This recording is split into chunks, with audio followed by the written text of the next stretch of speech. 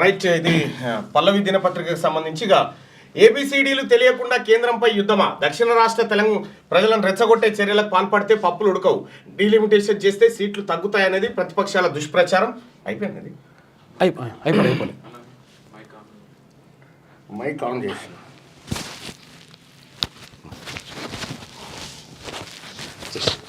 గట్టిగా డీలిమిటేషన్ చేస్తే సీట్లు తగ్గుతాయనేది ప్రతిపక్షాల దుష్ప్రచారం. తమిళనాడు ఎన్నికల్లో భాగంగానే స్టాలిన్ ప్రజలను రెచ్చగొడుతున్నారు. ఏ ఒక్కరిపై బలవంతంగా హిందీని రుద్దే ప్రయత్నం చేయడం లేదు. కేంద్ర మంత్రి కిషన్ రెడ్డి కీలక వ్యాఖ్యలు. అరుణ్ కుమార్ జైన్తో కలిసి బేగంపేట రైల్వే స్టేషన్ పనుల పరిశీలన. రాష్ట్రానికి కొత్తగా కవచ్ ఇన్స్టిట్యూట్ రాబోతున్నట్టుగా వెల్లడి. ఇక్కడ డీలిమిటేషన్ అనేది 1971 లెక్కల ప్రకారం చేస్తేనేమో ఈ సౌత్ ఇండియాకు న్యాయం జరుగుతుంది. లేదు అంటేనేమో ఉత్తర భారతదేశానికి లాభం జరుగుతుంది. అక్కడికి అమిత్ షా గారు తమిళనాడుకు వచ్చినటువంటి సందర్భంలో ఒక కీలకమైనటువంటి వ్యాఖ్యలు చేసిపోయింది. ఏమని? జాగ్రత్తగా సీట్లు తగ్గుతాయి అంటున్నారు, తగ్గాయి అని చెప్పిండు. మరి పెరుగుతాయా అది చెప్పలే. అక్కడ ఎన్ని పెరుగుతున్నాయి, ఇక్కడ అన్ని పెరుగుతాయా అనేది చెప్పాలి కదా. సో మరి ఏం జరుగుతుందో చూడాలి.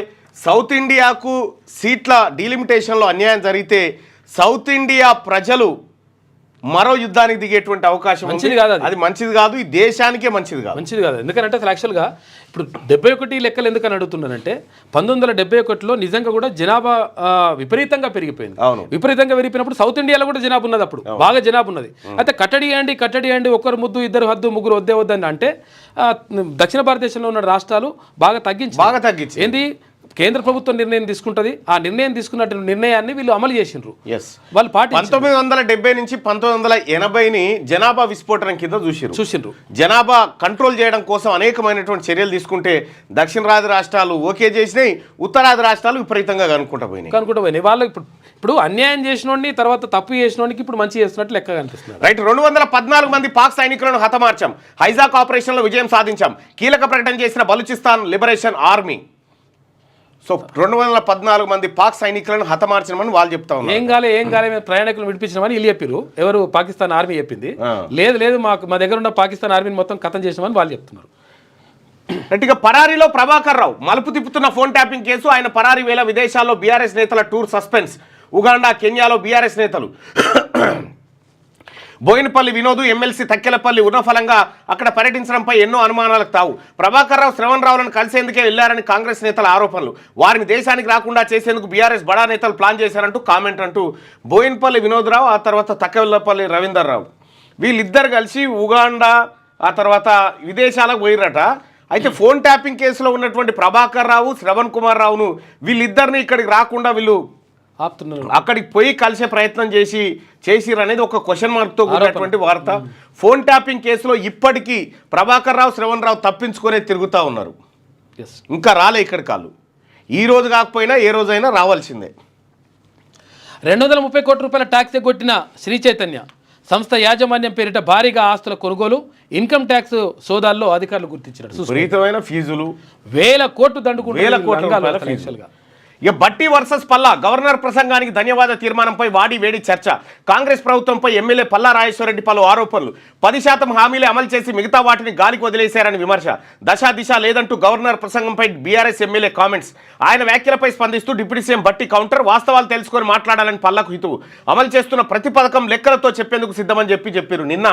నిన్న మండల్లో కూడా చాలా డిస్కషన్ జరిగింది. అయితే ఇప్పటికే తెలంగాణ రాష్ట్ర ప్రభుత్వం చేసిన కులగణన సర్వే తప్పు అని ప్రజాక్షేత్రంలో నిరూపించేసినాం. అయిపోయింది. ప్రభుత్వం దగ్గర దానికి సంబంధించినటువంటి సమాధానం లేదు. పొరపాట్లు ఏమైనా ఉంటే సరిదిద్దుకోమని కూడా సూచన చేయడం జరిగింది. రెండోది, ఈ అంశాలన్నీ పక్కకు పెడితే 42% రిజర్వేషన్ బీసీలకు కల్పిస్తామని చెప్పి కామారెడ్డి డిక్లరేషన్లో కాంగ్రెస్ పార్టీ హామీ ఇచ్చింది. ఆ హామీని నెరవేర్చడం కోసం, ఆ హామీని విజయవంతంగా చట్టం చేయడం కోసం తెలంగాణ రాష్ట్ర ప్రభుత్వం చేస్తున్నటువంటి కార్యక్రమం ఏదైతే విపక్షాలు కూడా సహకరించాలని చెప్పడం జరిగింది. ఎందుకంటే 1931 తర్వాత ఇవాళ 95 ఏళ్లకు జరుగుతున్నటువంటి ఒక కార్యక్రమం ఏదైతే ఉందో, ఈ కార్యక్రమంలో సరే సర్కార్ కప్పిపుచ్చుకోవడానికి కొన్ని అవో ఇవో చెప్పింది, కానీ అల్టిమేట్గా 42% అనేది చాలా ఇంపార్టెంట్. వాస్తవానికి బీసీలకు రావాల్సింది అంతకంటే ఎక్కువే. కానీ మండల కమిషన్ సిఫార్సుల మేరకు 27% ఇచ్చినప్పుడు తీసుకున్నాం. ఆ కాడి నుంచి ఇంకో స్టెప్ 42కు వస్తూ ఉన్నాం. ఈ కాడి నుంచి ఇంకో స్టెప్కు పోవాల్సినటువంటి అవసరం ఉంది. కానీ దీన్ని ఎట్టి పరిస్థితిలో విపక్షాలు అనుకుంటున్నాయి దీన్ని డిస్టర్బ్ చేస్తే ఇక రాదనుకుంటే కాదు. ప్రభుత్వం మెడలు వంచైనా సరే ఈ 42% సాధించుకోవడం మా బీసీల ముందున్నటువంటి ప్రధాన కర్తవ్యం. సో దాంట్లో భాగంగా నిన్న కార్పొరేషన్ల విషయంలో కానీ, ప్రభుత్వ ఉద్యోగుల విషయంలో కానీ, బీసీల హక్కుల విషయంలో కానీ, రాజకీయాల విషయంలో కానీ, బీసీ కాంట్రాక్టర్ల విషయంలో కానీ నిన్న రాష్ట్ర ప్రభుత్వాన్ని నిలదీయడం జరిగింది. ముఖ్యమంత్రి స్వయంగా ప్రకటన చేసిండు మండల్లో. తీన్మార్ మల్లన్న వ్యాఖ్యలతో నేను ఏకీభవిస్తున్నా అని ఆయనే చెప్పిండు. దాంట్లో కూడా ఉందా అది? దాంట్లో క్లియర్గా మంత్రి గారే, సీఎం గారే ఎస్ గత 10 సంవత్సరాలుగా ఈ కార్పొరేషన్ల పేరిట అన్యాయం జరిగింది, ఆ మాటలతో ఏకీభవిస్తున్నా అని చెప్పి ముఖ్యమంత్రి గారు చెప్పడం జరిగింది. అయితే మేము ప్రభుత్వాన్ని మెడలు వంచి ఇరిసేతందుకు కాదు, 42% సాధించుకోవడానికి ప్రభుత్వానికి కూడా విపక్షాలు కూడా సహకరించాలి. భారతీయ జనతా పార్టీ కూడా చెప్తున్నటువంటి మాట ఏది, మేము బీసీ సీఎం చేస్తాం, ఇది వాకౌట్ పైన ఇది సార్. ఇవాళ మండలిలో ఒక అత్యుత్తమమైనటువంటి బీసీల చర్చ, ఎస్సీల వర్గీకరణ చర్చ జరుగుతూ ఉంటే విపక్ష నాయకులు, బీఆర్ఎస్ పార్టీ నాయకులు ఈ సభలో ఉండి ఈ వర్గాల మీద ఉన్నటువంటి ప్రేమ, ఈ వర్గాల మీద ఉన్నటువంటి ఆప్యాయత చూయించుకోవాల్సినటువంటి అవసరం ఉండే అధ్యక్ష. అది లేకుండా అత్యంత కీలకమైనటువంటి నిమ్న వర్గాల గురించి ముఖ్యమంత్రి గారు ప్రకటన చేసే సమయంలో వాకౌట్ చేయడం అంటే ఈ వర్గాలను అవమానించిన తీరుగా కనిపిస్తూ ఉంది అధ్యక్ష. మేము ఎందుకు చెప్తా ఉన్నామంటే అధ్యక్ష, మేము ఇవాళ తెలంగాణ రాష్ట్రంలో ఉన్నటువంటి మెజారిటీ బీసీ ప్రజలు, మెజారిటీ ఎస్సీ ప్రజలు ఈ సభ ద్వారా మాకేం జరుగుతుంది మంచి అని టీవీల ముంగట కూర్చొని ఎదురు చూస్తూ ఉంది అధ్యక్ష. ఈ రాష్ట్ర ప్రభుత్వం ఎలాంటి మంచి చేయబోతుందో అని చూస్తున్నటువంటి సందర్భంలో వాళ్ళు చర్చలో ఉంటే బాగుండేది అధ్యక్ష. ఇది దురదృష్టకరమైనటువంటి అంశంగా భావిస్తా ఉన్నాం అధ్యక్ష. అట్లా విపక్షం తప్పించుకునేటువంటి ప్రయత్నం చేసింది. అంటే ఇటువంటి కీలకమైనటువంటి సమయంలో మాట్లాడాల్సిందే, కానీ ఆ ప్రయత్నం చేయలేదు. ఏది భరత్?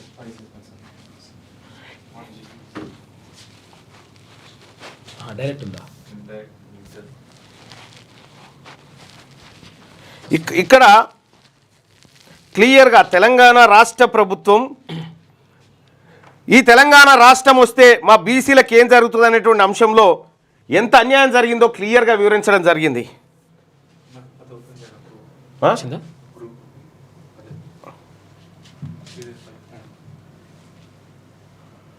తెలంగాణ ప్రజలకు ఎంత అన్యాయం జరుగుతుందో క్లియర్గా జరిగిందో వివరించడం జరిగింది. కార్పొరేషన్లు పెట్టి కార్పొరేషన్ల ద్వారా కేవలం నిధులు కేటాయింపు అంటారు కానీ ఖర్చు చేసేది లేదు, మను లేదు. అంతే. నాయ బ్రాహ్మణ సోదరులకి 90 కోట్ల రూపాయలు ఖర్చు పెడతామని చెప్పి 75 కోట్ల రూపాయలు, 90 కోట్ల రూపాయలు ఖర్చు పెట్టి అందులో 75 కోట్ల రూపాయలు మీకు కరెంటు బిల్లు ఇచ్చినాం కదా అని వాపసు తీసుకొని పోయారు. ఈ రకంగా అన్ని కార్పొరేషన్ల పేరిట దగా జరిగింది. అది రిపీట్ కాకూడదని చెప్పినాం. ఎస్సీ ఎస్టీలకు ఎట్లయితే సప్లాన్ ఉంటుందో బీసీలకు కూడా సప్లాన్ ఉండాల్సిందే అని బీసీల పక్షాన మాట్లాడి ముఖ్యమంత్రి గారి నోటి నుంచి కూడా బీసీ సప్లాన్ చేయాలనేది నా ఆలోచన అని చెప్పించడం జరిగింది నిన్న మండల్లో బీసీలకు సంబంధించినటువంటి సమగ్రమైనటువంటి అంశాలన్నీ నేను ప్రస్తావించడం జరిగింది. రాష్ట్ర ప్రభుత్వానికి కూడా ఇప్పటికే అర్థమైపోయింది, రాష్ట్ర ప్రభుత్వానికి తీన్మార్ మల్లన్న చేసిన వ్యాఖ్యలు కానీ లేకపోతే చెప్తున్నటువంటి లెక్కలు కానీ సరైనవే, పొరపాటు జరిగిందనేటువంటి లెక్క రాష్ట్ర ప్రభుత్వానికి అర్థమయ్యి ఎస్ ఇంకా భవిష్యత్తులో మనం చేసుకునే అవకాశం ఉంది, కానీ ఏదో ఒక లెక్కనైతే మన దగ్గర ఉండాలి కదా అనే మాట ముఖ్యమంత్రి గారు మాట్లాడడం జరిగింది. కామారెడ్డి డిక్లరేషన్ లో భాగంగా బీసీలకు ప్రతి ఏడాది 20,000 కోట్ల రూపాయలను బడ్జెట్లో పెడతామని చెప్పడం జరిగింది అధ్యక్ష. కానీ పోయినసారి దాన్ని 9,000కే కుదించడం జరిగింది అధ్యక్ష. దయచేసి తమరి ద్వారా ప్రభుత్వానికి గౌరవ ముఖ్యమంత్రి గారికి తెలియజేయదలుచుకున్న అధ్యక్ష, పోయినసారి పెట్టలేకపోయినటువంటి నిధులను ఈసారి పెట్టాల్సినటువంటి మన మేనిఫెస్టో ప్రకారం చెప్పినటువంటి 20,000 కోట్ల నిధులను పెట్టి ఇటీవల కాలంలో రాష్ట్ర ప్రభుత్వం కూడా లెక్క అనుకుంటుంది కాబట్టి ఆ లెక్క ప్రకారమైన నిధుల విషయంలో కానీ, రాజకీయ అవకాశాల విషయంలో కానీ, ఉద్యోగాల విషయంలో కానీ ఈ రాష్ట్ర ప్రభుత్వం చొరవ తీసుకోవాలి సార్. అదేవిధంగా కార్పొరేషన్లలో కేటాయించిన నిధులు, పెట్టిన ఖర్చు, వీటన్నిటిని కూడా తీన్మార్ మల్లన్న గారు ప్రస్తావించడం జరిగింది. నేను కూడా వారితో ఏకీభవిస్తున్నా.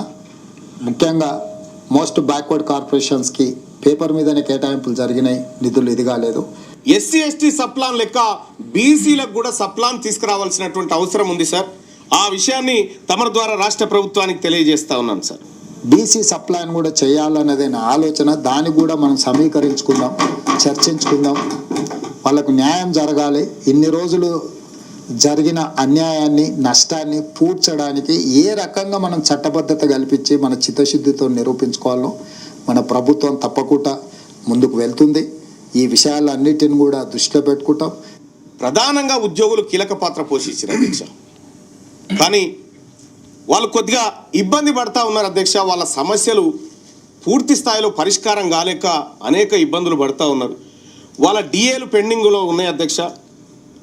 ఉద్యోగుల పెండింగ్ బిల్లులు చాలా కాలంగా చెల్లింపులు లేకుండా అట్లా పేరుకపోతూ ఉన్నాయి. రిటైర్ అయినటువంటి ఉద్యోగి ఏడాది కాలం నుంచి బెనిఫిట్స్ కోసం ఎదురు చూస్తూ ఉన్నాడు అధ్యక్ష. ఇట్లా అనేక రకాలైనటువంటి సమస్యలు మనల్ని నమ్ముకున్నటువంటి, అంటే మనం ఏదైతే ప్రజలకు హామీ ఇచ్చినామో ఆ హామీలను నమ్ముకున్నటువంటి ప్రజల నుంచి వస్తున్నటువంటి ప్రశ్నలు అధ్యక్ష. వాటన్నిటికీ పరిష్కార మార్గం ఇక్కడ దొరకాలని కోరుకుంటా ఉన్న అధ్యక్ష. అటెండర్ స్థాయి ఉద్యోగం అయితే 50 లక్షలు పడతాయి, కొంచెం స్థాయి ఉన్న ఉద్యోగం అయితే 1 నుంచి 1.15 లక్షలు పడతాయి సార్ అంటారు. వేలాది మంది ఉద్యోగులు ఈ 3 ఏళ్ళు పెంచడం వల్ల 3 ఏళ్ళు పూర్తి అయిపోయి ఇప్పుడు రిటైర్మెంట్ బాటన పడుతున్నారు. 8,000 కోట్లు రిటైర్డ్ ఎంప్లాయీస్ యొక్క బెనిఫిట్సే మా దగ్గర పెండింగ్ ఉన్నాయి. దాన్ని కూడా కొత్త బడ్జెట్లో ఆర్థిక మంత్రి గారు నేను చర్చించుకున్నాం. ఒక పరిష్కారం చూపిస్తే ఎవరు ఎక్కడికి వెళ్ళాల్సిన పని లేకుండా వాళ్ళకి ఎప్పుడు ఇస్తే ఒక స్పష్టత ఇస్తాం. ఒక కార్యాచరణ చేసుకొని రిటైర్డ్ ఉద్యోగులకు కూడా ఒక నమ్మకం కలిగించి వాళ్ళు కూడా వాళ్ళ జీవితాన్ని ఒక ప్రణాళికబద్ధంగా నిర్వహించి ఈ ఫలానా నెల నా డబ్బులు వస్తాయంటే అతను ఎక్కడైనా సర్దుకోవడమో చెప్పుకోవడమో ఇచ్చుకునే వాళ్ళకు కూడా తారీఖు చెప్పుకోవడానికి ఉంటుంది. అదేవిధంగా మిత్రుడు డిఏల గురించి మాట్లాడిండు. ప్రతి నెల 1వ తారీఖు నాడు జీతాలు ఇవ్వడానికే తలప్రాణం తోకొస్తుంది. మా ప్రభుత్వ ఉద్యోగులకు నేను ఇక్కడ నుంచి విజ్ఞప్తి చేస్తున్నా, నెల 1వ తారీఖు నాడు జీతాలు తీసుకొని మనం ప్రభుత్వానికి కొంత సేవలు అందిద్దాము. కొంత సమయం పడుతుంది. ఈరోజు ఏమాత్రం ఏం చేసుకున్నా ఈ వ్యవస్థ కూడా దెబ్బతింటుంది. మన 1వ తారీఖు నాడు జీతాలు ఇవ్వడానికి రిజర్వ్ బ్యాంకు దగ్గర అప్పుడప్పుడు చేబదులు అంటారు కదా అధ్యక్ష, ఊర్లలో అంటాం కదా, బ్యాంకులోను షూరిటీస్ కాకుండా చేబదులు మళ్ళీ ఇస్తాం. 4,000 కోట్ల రూపాయలు చేబదులు చేసి ఫస్ట్ నాడు జీతాలు ఇచ్చిన అధ్యక్ష. రైట్, ఇది ముఖ్యమంత్రి గారు నిన్న సభలో చేసినటువంటి రిప్లై. సో నేను ఇక్కడ క్లియర్గా చెప్తా ఉన్నా, బీసీలకు ఇస్తా అన్నది బరాబర్ తీసుకుంటాం, రావాల్సిన అదనపు దానికోసం బరాబర్ కొట్లాడతాం. ఎట్టి పరిస్థితుల్లో బీసీలకు రావాల్సినటువంటి నిధులు కానీ అవకాశాలు కానీ ఏ వీటిని కూడా వదిలిపెట్టడానికి మేము సిద్ధంగా లేము. ఈ స్పష్టత రాష్ట్ర ప్రభుత్వానికి నేను ఇవ్వడం జరిగింది. ఇక రెండో విషయం, తెలంగాణ రాష్ట్రంలో అనేకమైనటువంటి పోరాటాలు చేస్తాం, ప్రజల తరపున నిలబడతామని చెప్తున్నటువంటి బీఆర్ఎస్ పార్టీ, అటు Bharatiya Janata party, left party, ఇంకేమైనా పార్టీలు ఉంటే ఆ పార్టీలు కూడా మీ స్టాండ్ ఏందో చెప్పండి.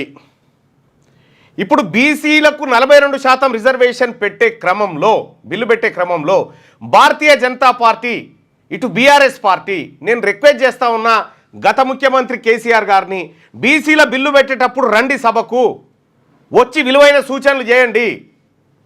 ఇది బీసీల అంశం. మీ అంశాలు ఉన్నప్పుడు మీరు మస్తుగా మాట్లాడుకుంటారు, మరి మా అంశాలు వచ్చినప్పుడు ఎవడు మాట్లాడాలి? అందుకోసమే రావాలని చెప్పి విజ్ఞప్తి చేస్తా ఉన్నా. క్యూ న్యూస్లో పనిచేయటకు వీడియో ఎడిటింగ్ మరియు ఎస్ఈఓలో అనుభవం గల జూనియర్ ఎడిటర్స్ కావాలను సంప్రదించవలసిన నెంబర్ 8688926084. లేటెస్ట్ న్యూస్ తెలుగు మరియు ఇంగ్లీష్ అప్డేట్స్ కోసం ఇప్పుడే క్యూ న్యూస్ అఫీషియల్ యాప్ని ప్లే స్టోర్ నుండి డౌన్లోడ్ చేసుకోండి. సరికొత్త సమాచారాల కోసం క్యూ న్యూస్ వెబ్సైట్ని ఫాలో అవ్వండి. ఛానల్లో ప్రాంతీయ, జాతీయ, అంతర్జాతీయ వార్తలు వీక్షించండి. లైక్ చేయండి.